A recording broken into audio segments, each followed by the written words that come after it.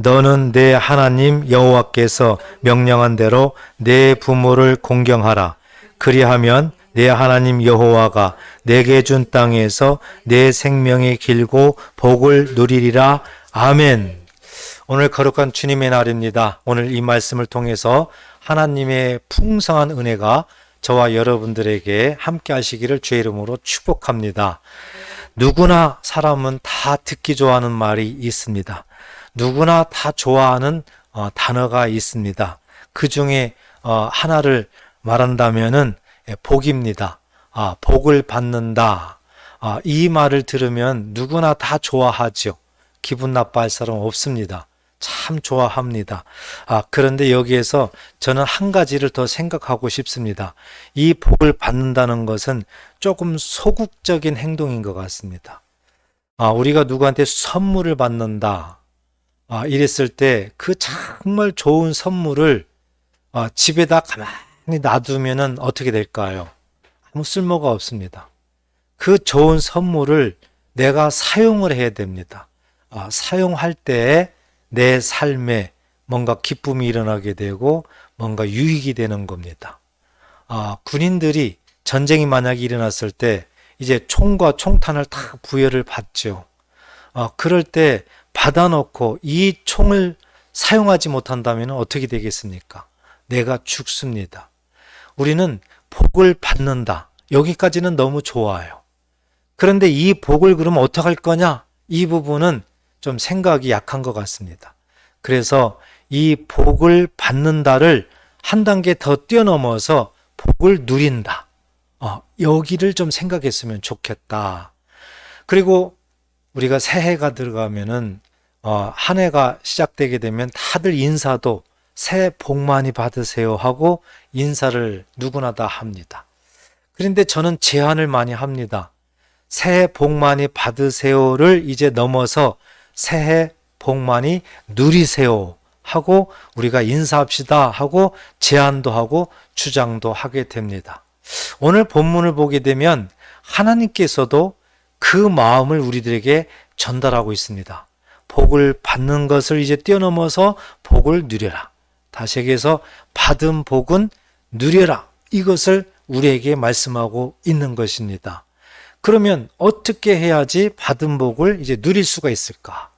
복을 누린다는 것은 굉장히 중요한데 이 누리는 이 방법을 오늘 본문에 하나님께서 우리에게 말씀을 하고 있습니다. 꼭 이 말씀을 마음속에 깊이 새기시고 또 믿으시고 또 그대로 실천하셔서 하나님이 우리에게 주신 이 복을 누리는 삶이 되시기를 주의 이름으로 축복합니다.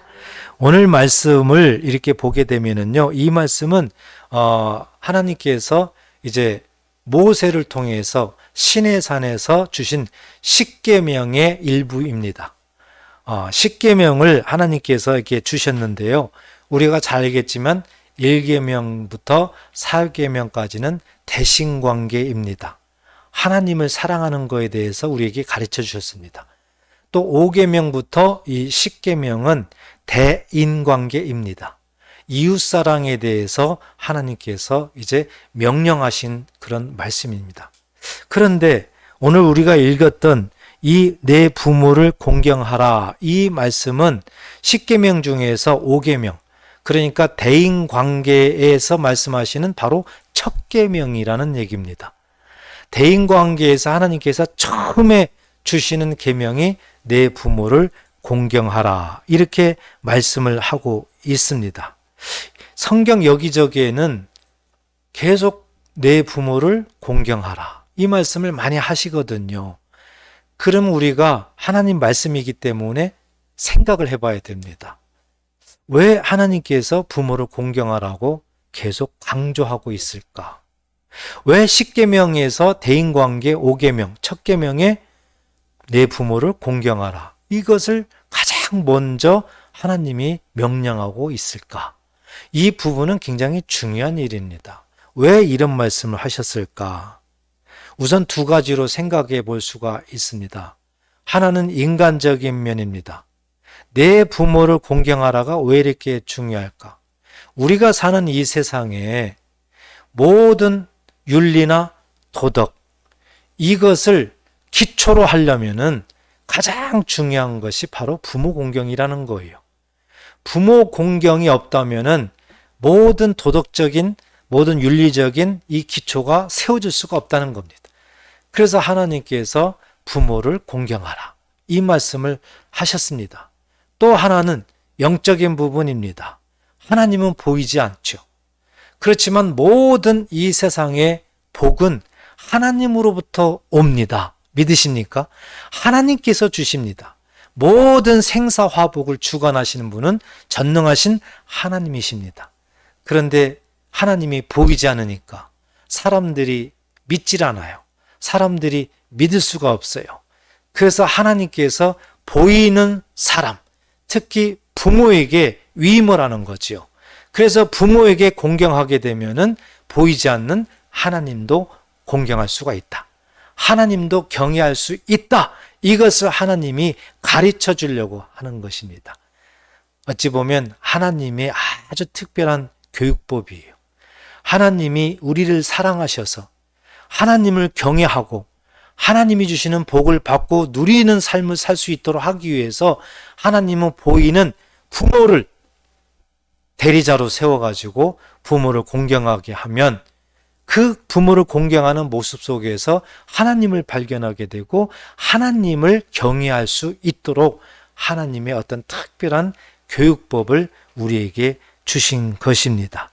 그래서 성경 여기저기에는 이렇게 부모 공경하라는 것을 굉장히 강조하면서 기록을 해놓고 있습니다.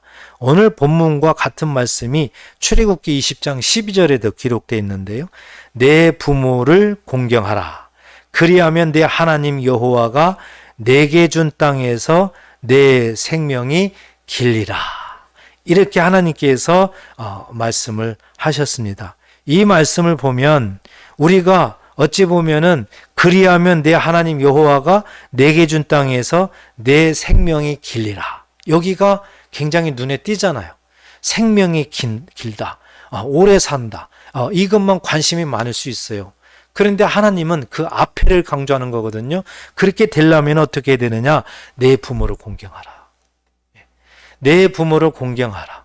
부모를 공경하게 되면은 이 세상에 사는 모든 도덕적 윤리적인 기초가 확립될 수가 있고 또 하나님을 알 수가 있다. 하나님을 경외할 수가 있다. 그러니까 눈에 보이는 부모를 공경하라. 그리하면 내 생명이 긴다. 이렇게 하나님께서 말씀을 하고 있습니다. 오늘 본문에서도 제가 다시 한번 읽어보면 너는 내 하나님 여호와께서 명령한 대로 내 부모를 공경하라. 이것은 하나님의 부탁이 아닙니다. 하나님의 권면이 아닙니다. 하나님의 명령입니다. 의무예요, 우리한테는. 그래서 내 부모를 공경하라가 이 명령인데 그렇게 하게 되면 내 하나님 여호와가 내게 준 땅에서 내 생명이 길고 아까 출애굽기 20장 12절에 나왔죠. 근데 여기는 하나가 더 붙었어요. 내 생명이 길고 복을 어떻게 하라고 했느냐? 누리라. 복을 누리리라. 이 복을 누린다는 말을 여기에는 표현을 하고 있습니다. 여기서 끝나는 것이 아니에요. 우리 예수님께서도 이 땅에 오셔서 이런 말씀을 많이 하십니다. 내 이웃을 내 몸같이 사랑하라.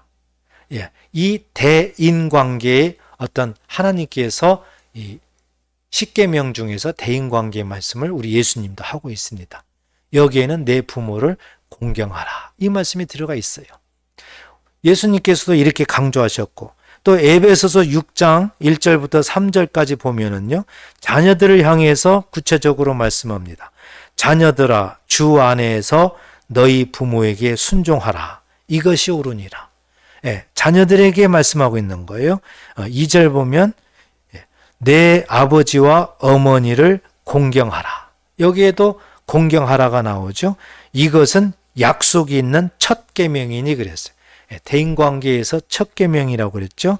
3절 이로써 내가 잘되고 땅에서 장수하리라 그랬습니다. 내가 잘되고 땅에서 장수하리라. 우리 사람의 생각은 굉장히 한계가 있죠. 그래서 성경 말씀 읽을 때에도 전체적으로 이렇게 보질 못하고 내가 좋아하는 그런 부분만 바라보는 경우가 많이 있습니다. 여기에도 보니까 내가 잘되고 땅에서 장수하리라, 이 부분만 좋아하고 이 부분만 마음속에 새기는 사람들이 있어요. 그런데 이 부분이 이루어지려면 앞에가 중요하다는 것을 늘 우리는 생각을 해야 됩니다. 만약에 내가 잘되고 땅에서 장수하리라, 이런 부분에서 우리가 생각할 수 있는 한 가지가 있어요. 뭐냐면 우리는 다 세상에서 오래 살고 싶어 합니다. 우리는 누구나 다 건강하게 오래 살고 싶어 해요. 그렇지만 우리 마음대로 되질 않잖아요. 어떤 사람은 정말 건강하게 오래 사는 사람이 있고요. 어떤 사람은 정말 젊었을 때부터 어떤 질병으로 인해 가지고 참 고통 가운데 오래 사는 사람들이 있어요. 그러면 정말 질병으로 고통을 오래 산다고 가정을 해보십시오. 어떻게 될까요? 우리의 삶이 정말 행복할까요? 절대 그럴 수 없습니다. 하루하루가 고통입니다. 이렇게 오래 살면 안 되는 거죠. 그런데 분명히 에베소서 5장 3절에는 잘되고 그랬어요. 잘되고 장수하리라 그랬습니다. 그러니까 하나님이 주시는 복을 누리면서 장수한다. 하나님께서 약속하신 약속의 말씀이 우리들의 삶에 펼쳐지면서 누리면서 장수한다. 이것이 하나님 우리에게 주신 거예요. 그러니까 우리는 무조건 오래 산다가 아니라 하나님께서 우리에게 약속하신 그 복을 우리가 누리면서 오래 산다. 이것을 마음에 품으시기를 축복합니다. 이것을 우리가 꼭 삶에 누리면서 살아야 된다는 것이죠. 사랑하는 여러분, 하나님 말씀은 이렇게 전개가 됩니다. 그런데 우리의 현실을 뒤돌아볼 수밖에 없어요. 어떤 현실입니까? 누구나 다 부모를 공경하고 싶습니다. 그렇지만 맘대로 안 될 때가 참 많이 있죠. 맘대로 안 돼요. 대부분 보면은 환경 때문에 그렇습니다. 나는 부모를 공경하고 싶어요. 그런데 내 환경이 그렇지 못합니다. 그래서 부모 공경 못할 때가 너무 많이 있어요. 그래서 사람마다 다 이런 핑계가 있는 겁니다. 명분이 있는 겁니다. 부모를 공경하지 못한다. 이 부분은 어떻게 해야 될까? 그럼 여기에서 포기해야 될까요? 아닙니다. 하나님은 이미 우리에게 명령하셨습니다. 내 부모를 공경하라. 그렇다면 우리가 이 말씀에 순종하기 위해서는 분명히 해답을 찾아야 되는 거죠. 하나님도 해답을 주시기 때문에 명령을 하신 거고요. 그렇다면 어떻게 해야 부모를 공경해서 잘 되고 오래 살 수 있고 하나님의 복을 누릴 수 있을까? 이 부분을 우리가 꼭 찾아야 됩니다. 그 해답은 어디에 있을까요? 바로 하나님의 사랑 가운데 있습니다. 하나님의 사랑. 여러분, 하나님의 사랑이 무엇일까요? 로마서 5장 8절에 보면 이런 말씀이 기록되어 있습니다. 우리가 아직 죄인 되었을 때 그리스도께서 우리를 위하여 죽으심으로 하나님께서 우리에 대한 자기의 사랑을 확증하셨느니라. 아멘. 바로 하나님의 사랑을 여기에 우리에게 설명을 하고 있습니다. 하나님의 사랑이 무엇일까? 이 부분이에요. 인간적으로 보면 우리 어떤 남녀의 사랑, 나에게 누군가 잘해줍니다. 나에게 애지중지하면서 잘해줍니다. 그러면 나를 사랑해서 우리는 이렇게 생각할 수가 있습니다. 그런데 하나님의 사랑은 조금 개념이 달라요. 로마서 5장에 보니까 우리가 아직 죄인 되었을 때 그리스도께서 우리를 위하여 죽으심으로 그랬습니다. 예수님의 죽음을 말씀하고 있어요. 다시 얘기해서 예수님의 죽음을 우리에게 보였는데 그것이 하나님의 사랑의 확증이었다는 거예요. 그것이. 아니, 예수님의 죽음이 어떻게 하나님의 사랑의 확증입니까? 예수님의 죽음을 생각해 보십시오. 예수님의 죽음은 참 처절했습니다. 채찍에 맞고 결국에는 모든 피를 다 쏟으면서 그 십자가상에서 운명하신 거거든요. 이것이 십자가의 죽음이었던 겁니다. 그런데 거기에 하나님의 사랑이 묻어 있는 것, 거기에 하나님의 사랑의 속성이 있습니다. 하나님은 이 세상을 사랑하셨습니다. 하나님은 이 죄악된 세상을 사랑하셔서 독생자 예수님을 이 땅에 보내셔서 예수님을 통해서 모든 세상의 죄를 죽음으로 해결하고 우리를 구원하려고 하셨습니다. 이것이 하나님의 계획이요 하나님의 사랑이었습니다. 그러니까 하나님의 사랑 가운데 가장 중요한 키포인트, 핵심은 예수님의 십자가 죽음이에요. 예수님의 십자가 죽음은 어떻게 죽음이에요? 예수님께서 희생하신 거예요. 예수님께서 헌신을 하신 거예요. 우리의 죄를 용서하기 위해서, 우리를 살리기 위해서, 우리를 구원하시기 위해서 예수님께서 직접 당신이 희생하신 겁니다. 죽음으로요. 헌신하신 거예요. 죽음으로. 그러므로 하나님의 사랑은 반드시 예수님의 희생과 헌신이 반드시 그 속에 가장 중심으로 들어가 있다는 겁니다. 이것은 하나님의 무조건적인 사랑이었어요. 어떤 조건이 없었습니다. 무조건 예수님을 십자가에 죽여서 희생과 헌신적인 사랑이었어요. 그냥 주기만 하는 사랑이었어요. 이것을 우리는 아가페적 사랑이라고 합니다. 그렇기 때문에 하나님의 이 사랑, 이것이 이제 굉장히 중요했고, 예수님께서 이 희생하셨고 헌신함으로 인해 가지고 하나님의 사랑을 우리에게 주셨다.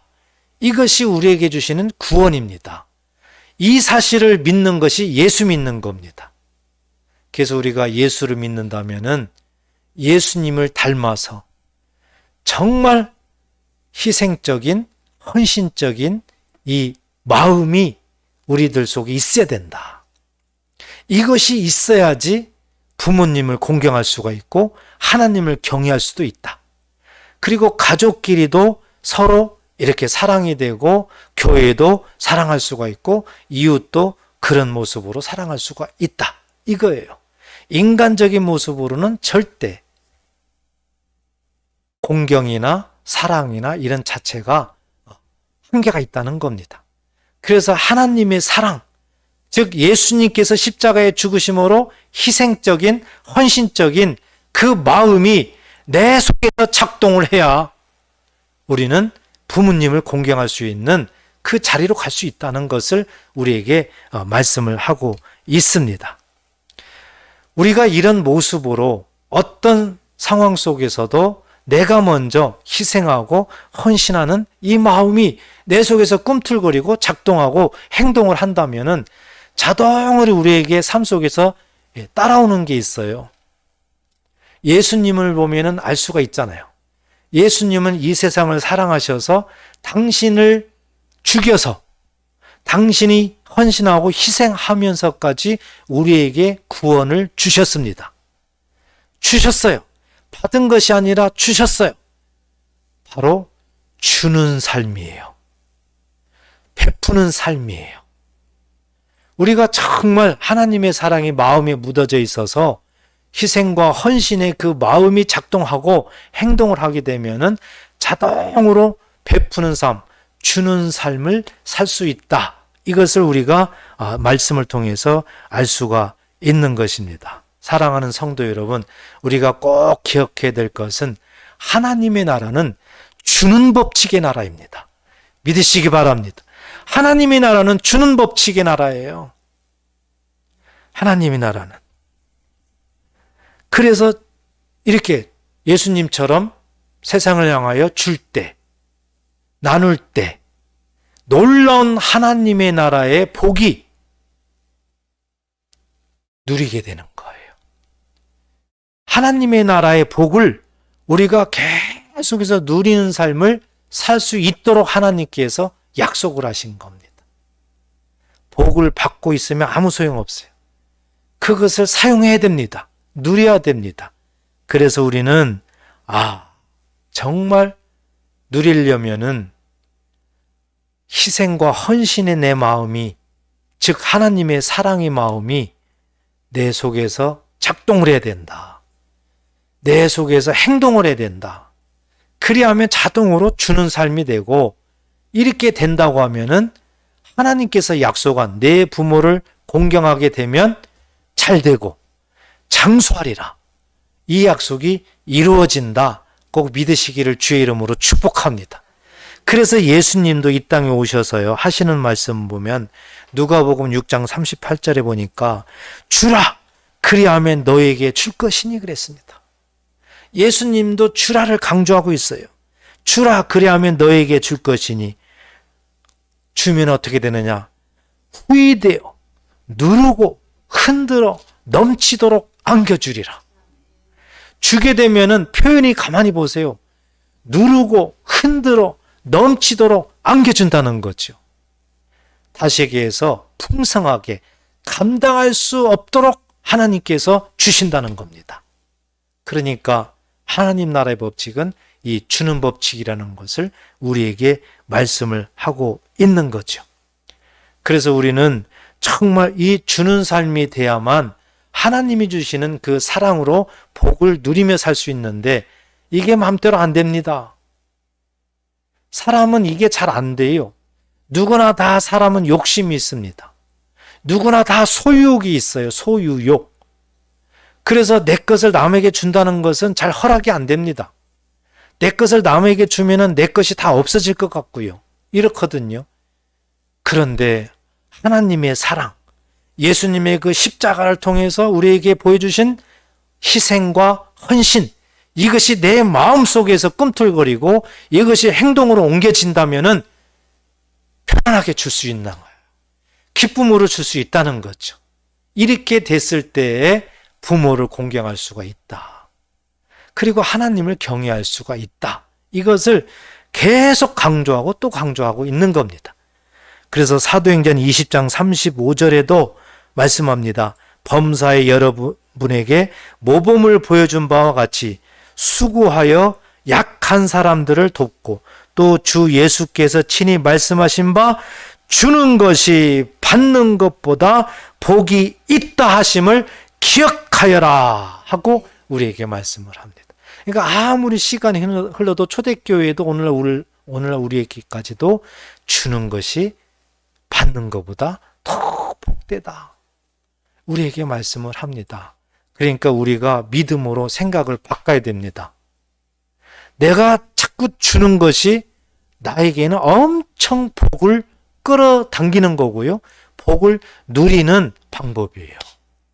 방법. 그래서 우리는 한 가지만 생각하면 안 된다. 하나님의 그 말씀을 생각해야 된다. 하나님은 분명히 주라. 내 부모를 공경하라. 이 먼저 전제를 하나님은 하십니다. 그리하면 하나님께서 하늘에 이런 것들을 너한테 누르고 흔들어 넘치도록 안겨준다. 이것이 약속하신 거예요. 이것이 우리가 세상에서 복을 누리며 사는 방법입니다. 하나님이 우리에게 부여한 특별한 방법이에요. 꼭 믿으시고 이것에 우리가 도전하시기를 축복합니다. 사랑하는 성도 여러분, 오늘 말씀을 마무리하겠습니다. 우리는 살면서 정말 복을 받고 누리기를 누구나 다 원합니다. 그렇지만 그것은 다 마음대로 안 되는 거예요. 오늘 본문에서 우리에게 부모 공경하라, 이 말씀을 우리에게 하셨습니다. 왜 이 말씀을 하셨을까? 하나님을 경외하도록 우리에게 말씀하는 겁니다. 하나님을 경외하면 하늘에서 복이 오기 때문에, 복을 주시는 분은 하나님이시기 때문에, 복을 누리게 하는 분도 하나님이시기 때문에 하나님을 경외할 때에 우리가 복을 누리며 살 수 있기 때문에 그렇습니다. 복을 누리며 살 수 있는 그 방법을 오늘 본문을 통해서 우리에게 말씀하셨습니다. 하나는 뭐였습니까? 예수님의 그 십자가를 담고 우리도 희생하고 헌신하는 그런 마음을 가져라. 그 마음이 우리들 속에서 작동해라. 행동해라. 이거예요. 그렇게 되면은 자동으로 베푸는 삶, 나눠주는 삶을 살 수가 있다. 이런 사람들은 부모를 공경할 수 있다는 거예요. 감사함으로 기쁨으로 부모를 공경할 수 있다는 거고요. 자동으로 하나님을 경외할 수가 있다는 겁니다. 이런 사람들에게 하나님께서는 하늘문을 열고 약속하신 누르고 흔들어 넘치도록 안겨주리라. 이 나누는 삶, 이 베푸는 삶을 통해서 복을 누리는 그런 삶을 약속하셨다는 겁니다. 여러분, 우리가 이 마음을 품어야 되고요. 꼭 이렇게 돼야 됩니다. 오늘 비록 십계명을 통해서 우리에게 이 말씀을 주셨지만 5월 가정의 달을 맞이해서 정말 이 세상에 살면서 혼탁한 세상에 살면서 복을 누리는 삶이 굉장히 필요한데 어떻게 해야 될까? 세상 방법은 없습니다. 하나님의 방법입니다. 하나님이 약속하신 이 방법대로 꼭 순종하셔서 앞으로의 삶이 하나님이 주신 약속하신 복을 누리는 그런 삶을 사시기를 주의 이름으로 축복합니다. 기도하겠습니다.